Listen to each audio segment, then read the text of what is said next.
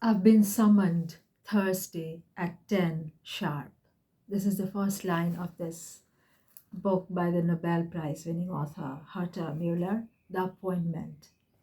And this is about living in a totalitarian regime in Romania. So begins one day in the life of a young clothing factory worker during the totalitarian regime of a Romanian dictator whose name I'm having trouble pronouncing, Ceausescu, I think. Maybe something close. She had been questioned before, but this time she knows it will be worse. Her crime, sewing notes into the linings of men's suits bound for Italy. Marry me, the notes say, with her name and address, anything to get out of the country. As she rides the tram to her interrogation, her thoughts stray to her friend Lily, shot while trying to flee to Hungary, to her grandparents, deported after her first husband informed on them, to Major Albu, her interrogator, who begins each session on a wet kiss on her fingers with a wet kiss on her fingers, and to Paul, her lover, and the one person she can trust. In her distraction, she misses her stop and finds herself on an unfamiliar street. What she discovers there puts her fear of the appointment into chilling perspective.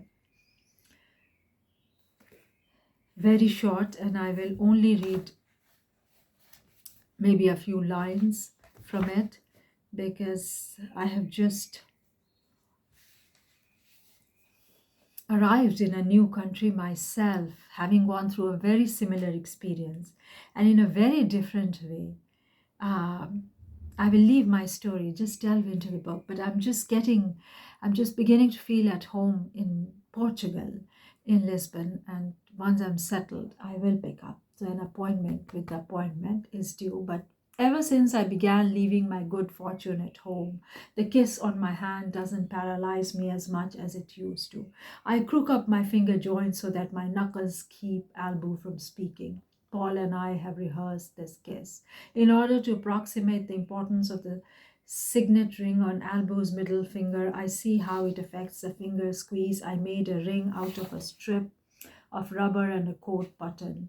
We took turns wearing it and we laughed so much we completely forgot why we were going through the exercise in the first place. I learned not to crook my hand up all at once but gradually.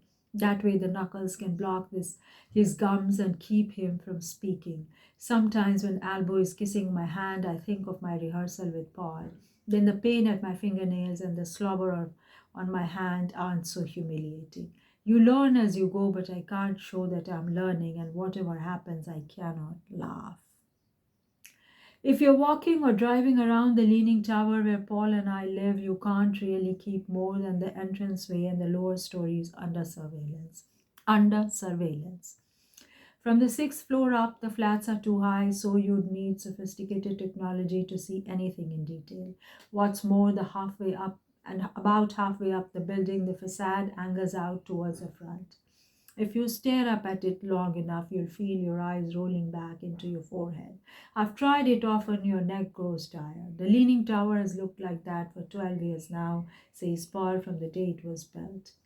Whenever I want to explain where I live, all I have to do is say in the Leaning Tower. Everyone in the city knows where it is. They ask, aren't you afraid it might collapse? I'm not afraid. I say it was built with reinforced concrete. Anyways, the old shoemaker was complaining he had too little room and too many rats.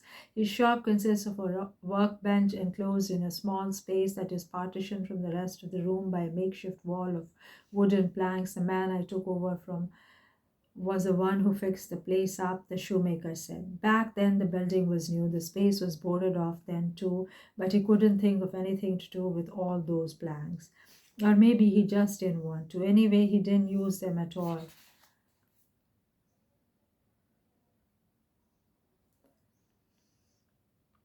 For a whole week, when summer came and people began running around in short sleeves, Paul and I were suspicious of a man who to this day walks over from the shops every morning at 10 to 8 empty handed.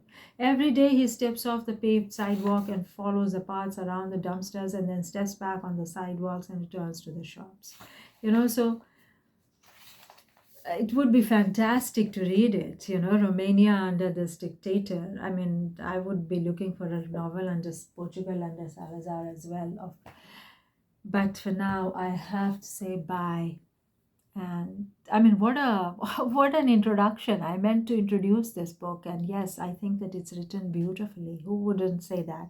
Someday I hope that I can find some things that, you know, it's not necessary to critique a nice book. It has been my stand even in the history classes in sunny Buffalo, and I continue to maintain it. So thank you.